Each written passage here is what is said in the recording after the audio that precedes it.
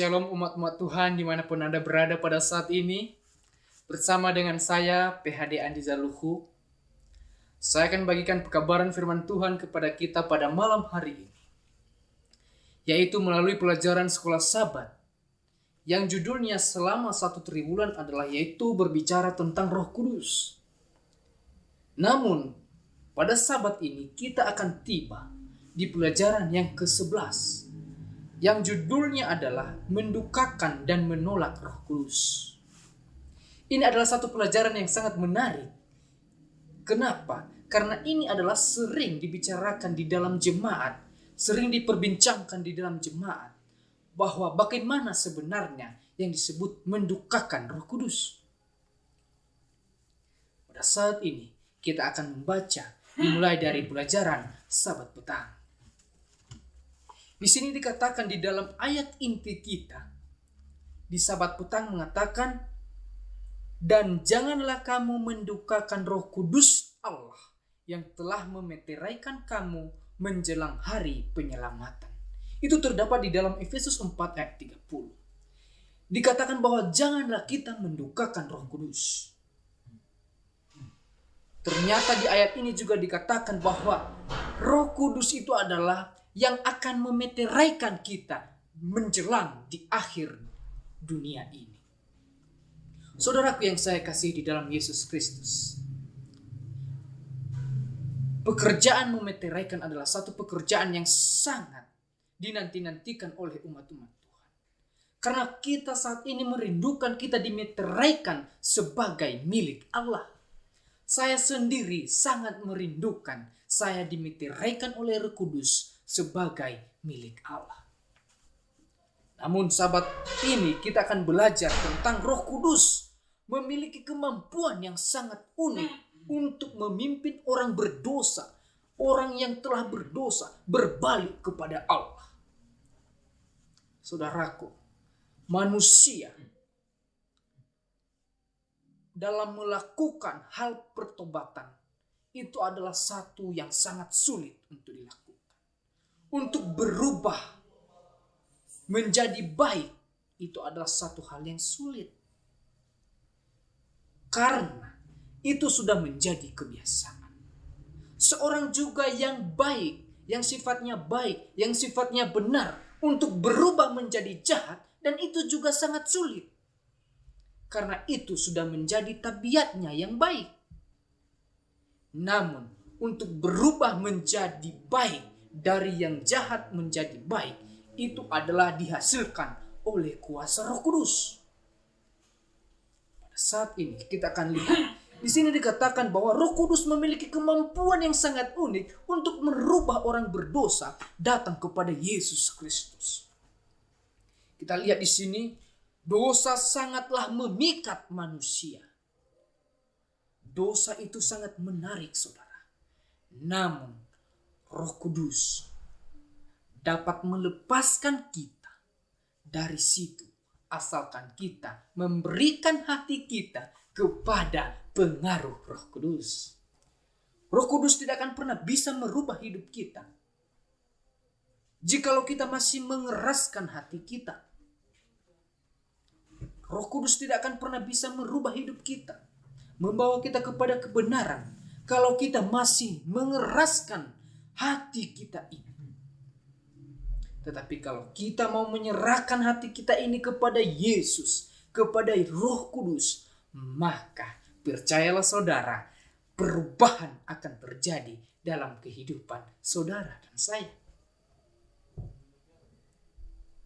Saudaraku yang saya kasih di dalam Yesus Kristus, kita maju satu langkah di pelajaran hari Minggu, dikatakan menolak Roh Kudus. Di pelajaran hari Minggu saya akan berikan inti kepada kita, yaitu menolak Roh Kudus artinya adalah ketika kita mengeraskan hati kita, ketika kita bertahan pada pendirian kita, kita menutup hati kita untuk tidak Roh Kudus masuk dalam hati kita. Itulah namanya menolak Roh Kudus. Dan menolak Roh Kudus juga ketika kita tidak bersunat hati, ketika kita tidak bersunat telinga, itulah namanya kita sedang menolak Roh Kudus. Ada sejumlah dosa yang secara khusus disebutkan dalam Alkitab sebagai dosa yang menentang Roh Kudus. Yaitu yang pertama, saya sudah katakan tadi, yaitu ketika kita mengeraskan hati. Ketika kita tidak bersunat hati. Ketika kita tidak bersunat telinga. Maka itu dosa-dosa yang dicatatkan dalam Alkitab, yaitu menolak Roh Kudus. Saudaraku yang saya kasihi dalam Yesus Kristus, ketika selama ini kita menolak Roh Kudus, kita berkeras hati, kita tidak bersunat telinga, hati kita, maka itulah yang namanya menolak Roh Kudus. Dan kita akan lanjut di pelajaran hari Senin. Di sana dikatakan bahwa mendukakan Roh Kudus bagian yang pertama.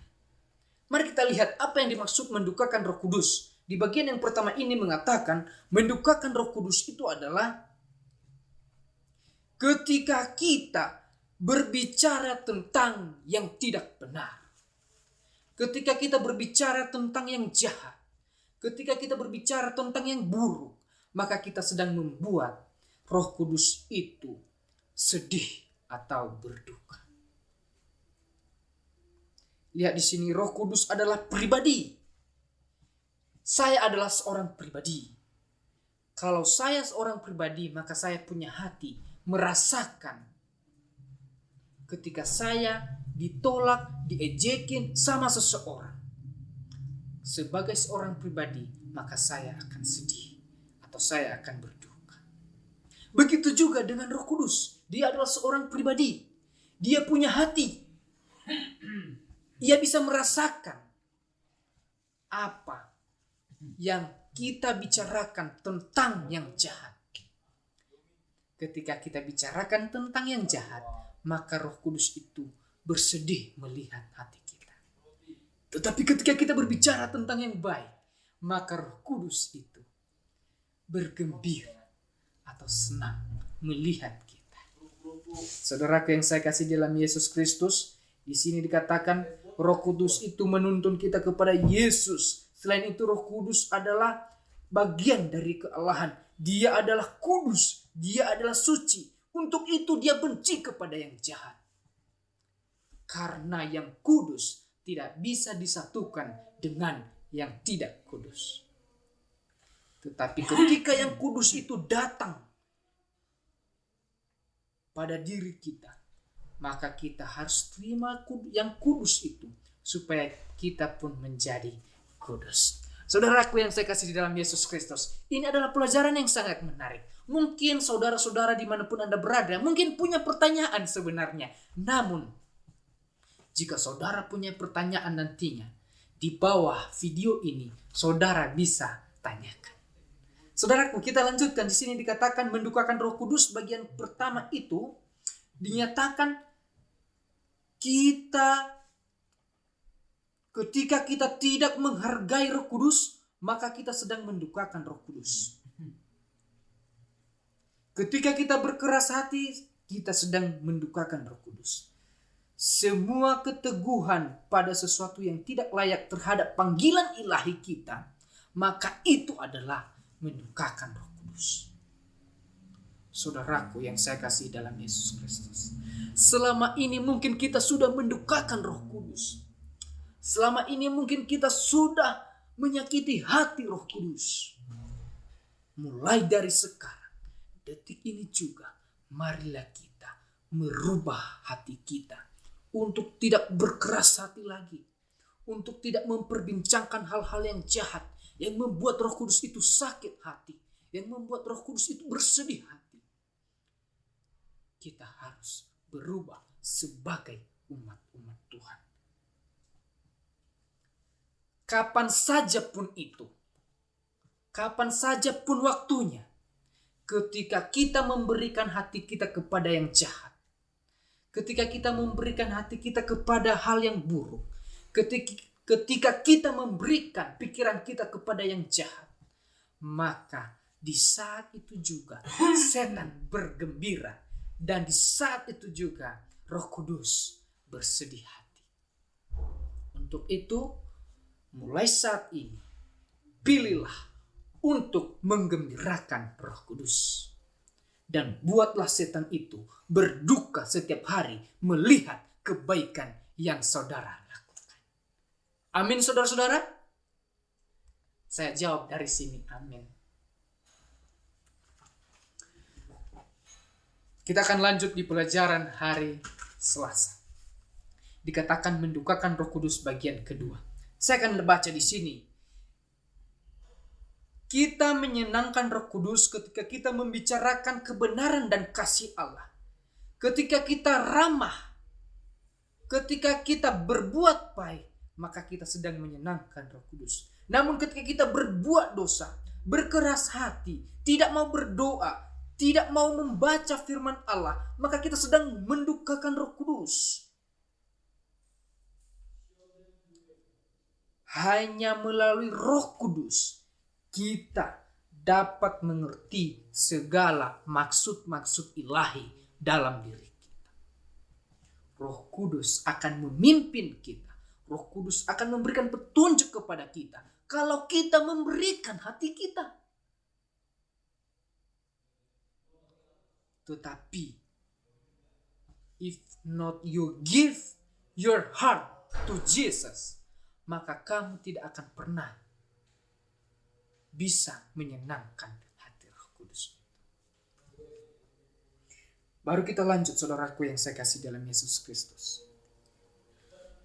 Sangat menarik kalau kita baca Efesus 4. Di sana dikatakan beberapa kali tentang persatuan. Persatuan hanya terjadi ketika Roh Kudus ada di dalam diri kita. Jika Roh Kudus tidak ada di dalam diri kita, maka kita tidak akan pernah bisa bersatu teguh di dalam kebenaran. Namun, kalau Roh Kudus ada, maka kita pun dapat bersatu.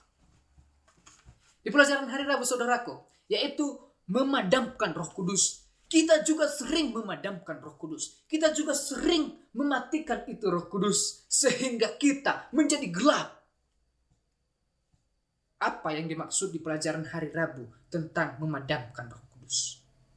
Roh Kudus itu dilambangkan sebagai api. Bahkan dikatakan Allah itu adalah firman. Dan dikatakan firman itu adalah pelita bagi kaki kita. Allah, Roh Kudus dan Yesus itu adalah satu. Mereka sama-sama menjadi satu dalam misi untuk menyelamatkan kita. Dan ketika kita mendukakan Roh Kudus, kita juga mendukakan Allah. Ketika Roh Kudus itu dikatakan sebagai api, maka dia juga Allah disebut sebagai api. Maka ketika kita memadamkan api itu, kita bukan hanya sekedar memadamkan itu Roh Kudus, tetapi kita sudah memadamkan Allah yang kita kasihi itu. Saudaraku yang saya kasih dalam Yesus Kristus, di sini dikatakan kita sering sekali memadamkan itu firman yang menjadi pelita. Kita sering memadamkan itu Roh Kudus yang menuntun kita setiap hari. Namun kita perlu untuk berubah. Kita perlu untuk bertobat. Supaya kita di setiap hari kita, Roh Kudus menuntun kita. Firman Allah menjadi pelita bagi kaki kita. Dan kita bisa tiba di tempat yang telah dijanjikan oleh Yesus Kristus. Banyak yang mengaku percaya bahwa Alkitab adalah firman Allah. Namun menginterpretasikannya dalam cara menghilangkan otoritas dari maksud Alkitab itu. Kita sering seperti itu, saudara. Untuk itu, baiklah kita belajar firman Tuhan untuk tidak menginterpretasikan sesuai dengan kehendak kita. Tetapi kita harus menyatakan kebenaran itu sesuai dengan otoritas yang dimaksudkan oleh firman Allah itu sendiri. Di pelajaran hari Kamis dikatakan menghujat Roh Kudus. Kita sering menghujat Roh Kudus, saudara-saudara. Dengan cara apa kita menghujat Roh Kudus? Berbagai macam cara kita menghujat Roh Kudus. Ketika kita menutup hati kita, kita menghujat Roh Kudus. hujatan melawan Roh Kudus dilakukan hanya pada konteks dari sebuah sikap ketidakpercayaan yang terus-menerus dan pemusnahan yang terang-terangan terhadap Yesus. Lihat saudaraku yang saya kasih dalam Yesus Kristus. Saya bacakan satu kali lagi. Dikatakan di sini, menghujat Roh Kudus adalah bukan sebuah episode tunggal. Itu adalah sebuah keputusan cara hidup seseorang. Artinya kita sering-sering melakukan penolakan terhadap Roh Kudus. Bukan hanya satu kali saja, tetapi sering-sering.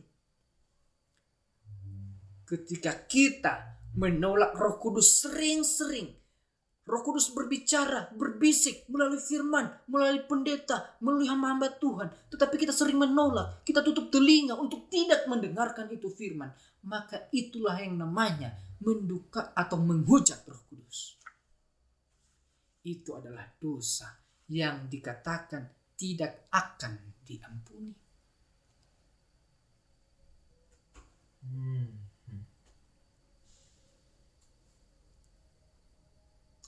Sebenarnya tidak ada satupun dari ayat-ayat di Alkitab ini mengatakan dosa ini tidak dapat diampuni. Tetapi bahwa itu tidak akan diampuni. Saudara, mari kita ingat ini. Pelajaran sekolah Sabat 16 Maret hari Kamis. Dikatakan sebenarnya tidak ada satupun dari ayat-ayat ini mengatakan dosa ini tidak dapat diampuni. Tetapi bahwa itu tidak akan diampuni. Nah, itulah maksudnya saudara. Mari kita mengingat pekerjaan Roh Kudus adalah menuntun orang berdosa kepada sebuah kesadaran terhadap dosa mereka dan untuk membangunkan di dalam diri mereka keinginan untuk melawan Roh Kudus.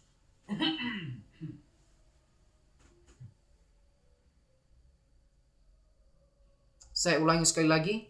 Maaf saudara-saudara, saya ulangi sekali lagi.